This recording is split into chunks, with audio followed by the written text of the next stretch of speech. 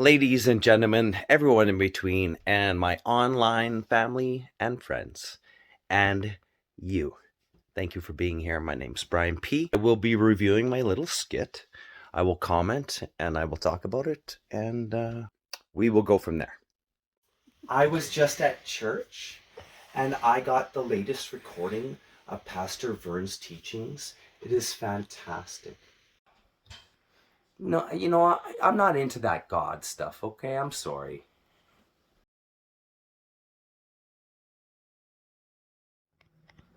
You know what? On second thought, uh, what's on it? What's it all about? I can't remember a thing, and you know that. And now you're mean because you want to test me. That's right. You're testing me. You're just testing me. You're a bad son. You're so rude. Oh, you're so rude. My memory's so bad. All I wanted was to give you this and for you to listen. Okay, I'm going to be breaking it down very simply. What we have here is a parent who wants to give an adult son good advice. Now, she was at church. She heard what was said. It resonated within her. She really felt like I would be able to use it in my own life, maybe in a day-to-day basis. Now, of course, at this point in time when this happened, it was around the year 2004. While I was a Christian at one time, I could no longer consider myself a Christian.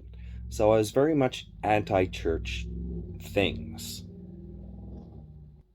That being said, I really was not interested in listening to what the pastor had to say, anything the pastor had to say. But me being me, I am capable of taking a little insight. I know where my desire to run comes from. That's my desire to not be a part of the church. Nothing to do with what was on the DVD. It had everything to do with really all the feelings that revolve around hating the teachings. Not all of them, obviously, but a large section of church teachings, a large majority of church teachings, I am really not comfortable with. That doesn't mean that I cannot learn. So I asked my mother, this is back about 2004, I asked her, you know what? What is on it? What is on it? What's it about? The offense in her eyes, it was like first, she said, here, this is something you might be able to use. I think it has some value to you. So I, without really thinking, just letting emotions push my words, I said no. Now, if you really think about my words no and everything she wanted to portray, my words truly meant, a truth seer, that's what I call myself. My words truly meant, no, nothing you have to teach me in this moment is good enough for my life. 2, I don't care if you like what's on there. What matters is I don't care about what's on there.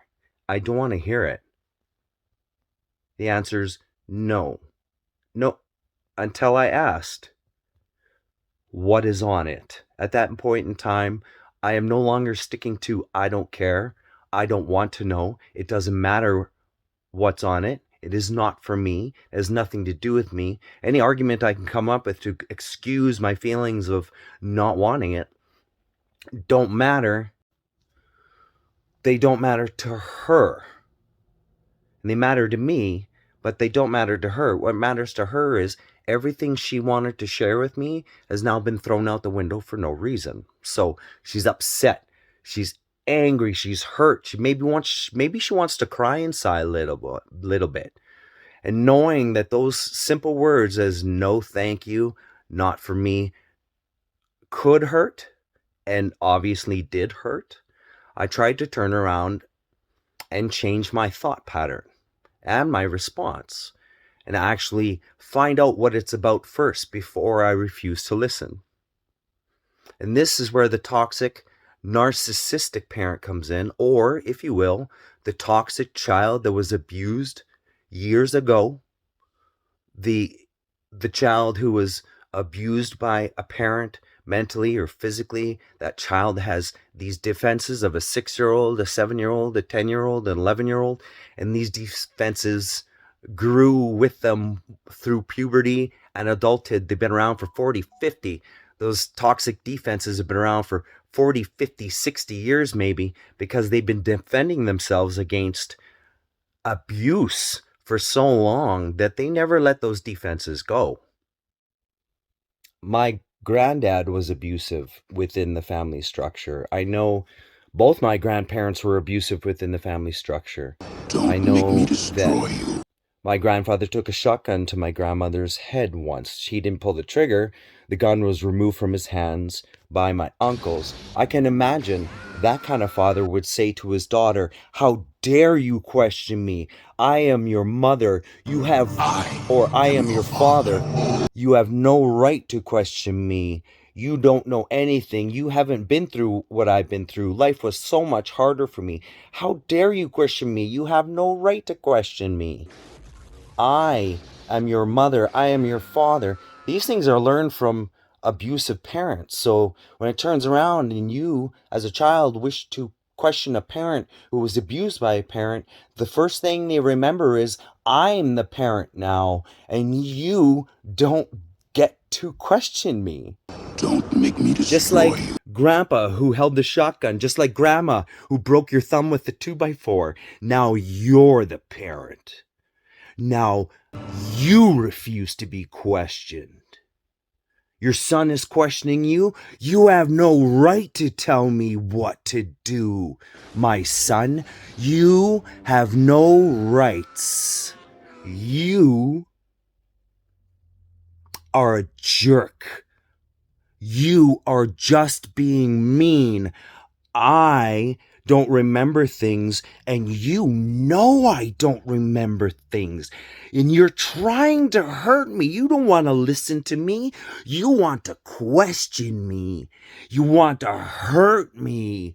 You want me to tell you something you need before you can accept it. You're a jerk. You're a bad son. You're mean. You know I'm not that smart. I'm sorry, Mom. You are that smart. I never meant to hurt you. Yes, you did. You wouldn't have asked those questions if you didn't mean to harm me. I could go on and on and on and on, but that toxic defense, that childish defensive nature in that 50-year-old, 60-year-old woman, she's a 10-year-old trapped. She's a 10-year-old mind trapped in a 56-year-old body. Her defense is what her dad said. When her dad and mom were beating her and she says, "Why, Mom? Why are you doing this?" Mom and dad's answers are what they've always been. I am your It's father. the sticker in the back pocket. Grandpa collected stickers. Grandma collected stickers. How come you're beating me? Why are you abusing me? Pull out the sticker. Bam! Stickers on the window. Read it. Don't question me. I'm your mom. You have no right to question me. Don't make me destroy you. And then you get into the real abusive stuff. You never let me talk. You have anger management issues. They're so angry with you. They want to tell you that you need anger management. They don't even know what to say. You need angry management. Yeah, you've called them on their bullshit. You say you're being abusive. They go, you need angry management. You say, please stop screaming at me. Let me talk. They say, you need angry management. You say, you were screaming at me too. They say, no, I wasn't. No, he wasn't. He almost never gets angry. Gaslighting, used to enable the abusive behavior. That's what happened in that little skit. Mom wanted to teach the son something. The son said, I wasn't interested. The son changed his mind and said, on second thought, what is it? Mom could not handle it. Mom will not let the child question mom. Mom will insult the child for being so stupid and mean and cruel, and she will call him mean and abusive. She will say, you are abusing me because you asked me what is on the DVD. You're mean, you're rude, you're hurting me because you asked me. And then the children or enablers of stuff like that will message you and they'll say, I don't believe you, Brian. They'll say, you're lying, Brian. This is a lie. When you say, it's not a lie, I have proof. They say, stop being a fucking crybaby and get over it. Fucking move on or shut up. The enablers are like the mother. That's the brother of the man who held a shotgun to grandma's head. That's the son or the brother of the brother who took the shotgun from grandpa. That's the brother of the mother who broke my mother's thumb, saying, shut up or get over it. It's a sticker he just pulls out of his pocket. You're talking about my family. First rule of Fight Club is you don't talk about Fight Club. Here's my sticker. Shut the fuck up and get over it, because the first rule of Fight Club is you don't talk about Fight Club. If you were listening, I thank you for being here on my journey. I thank you for taking any interest at all. And please, have a wonderful night. Don't forget that if healing for you is yelling it at the mountains, heal out loud. Thank you. You take care of yourselves. And I'm sorry if you now see the truth. I'm sorry that you'll never be able to stop seeing the truth. And I say I'm sorry, but I'm not. I'm sharing my pain. I won't be the only one who sees it. And for that, it's a painful road. It's painful when you're the only one who sees it. So, if you need to heal, and you need others to see what you see, heal out loud, okay? Do it. Heal out loud. Have a great night, guys.